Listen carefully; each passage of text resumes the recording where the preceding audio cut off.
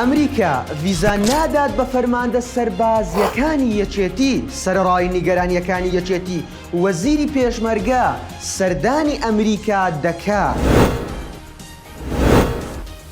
ڕۆژی 5 ئابی 2022 وەفدێکی وەزارەتی پێشمەرگە بە سەرۆکایەتی شۆڕژ ئیسماعیل وەزیری پێشمەرگە گەیشتە ئەمریکا و لەگەڵ چەند بەرپرسێکی باڵای ئیدارەی ئەمریکا کۆبوویەوە. پێشتر وەفدەکە سەردانی بەریتانیای کرد لە سەردانەکە بەرپرسانی باڵای یەکێتیش لە وەزارەتی ناوبرا و بەشدار بوون، بەڵام لە سەردانەکەی ئەمریکا تەنها بەرپرسانی پارتی یاوەری شۆڕژ ئیسماعیلیان کردووە. بە گوێرەی زانیاری ستاندەر ئەگەرچی وەفدەکە بە بەرپرسانی یەکێتیشەوە داوەتنامەی فەرمیان لە ئەمریکا بۆ کراوە، بەڵام ڤیزاکە تەنها بۆ وەزیری پێشمەرگە کە لە پشتی یەکێتیە و پارتیەکان کراوە بڕیارەکە ناڕزایی ناوخۆی یەکێتی لێکەوتۆتەوە.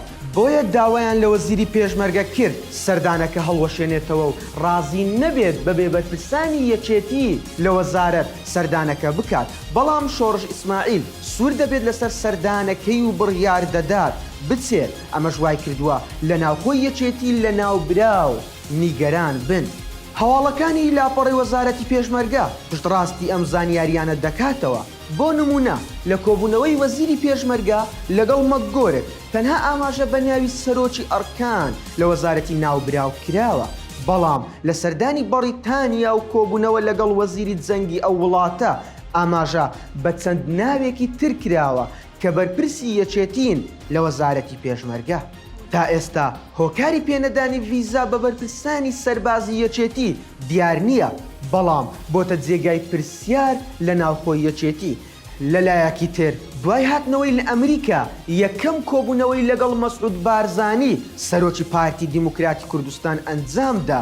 ئەم کۆبوونەوەیەش کە میدیای وەزارەتی پێشمەرگە ناوی بارزانی هاوشەوەی میدیای بارەگای بارزانی بە سەرۆک بارزانی هێناوە بۆتە جێگای سەرنجی چاودێران.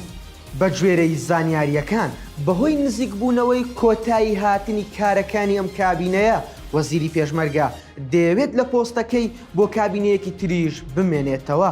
بۆ ئەمەش لە هەنگاوی یەکەم هەوڵ دەدات ڕەزامەندی بارزانی بۆ خۆی مسۆگەر بکات، دواتر لە ناوخۆی حزبەکەشی لۆبی بۆ مانەوەی خۆی بکات.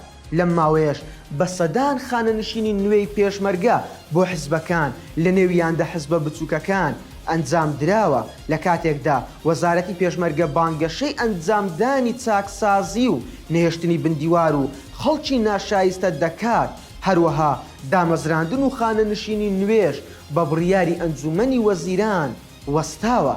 هەموو ئەمانە وەزارەتی پێشمەرگەی خستۆتە ژێر پرسیاری گەورەوە کە ئایا ئەوەی ڕوودەدات چ چاکسازیەکە کە گەندەڵی و خراپ بەکارهێنانی پۆست تیایدا بەردەوام بێت.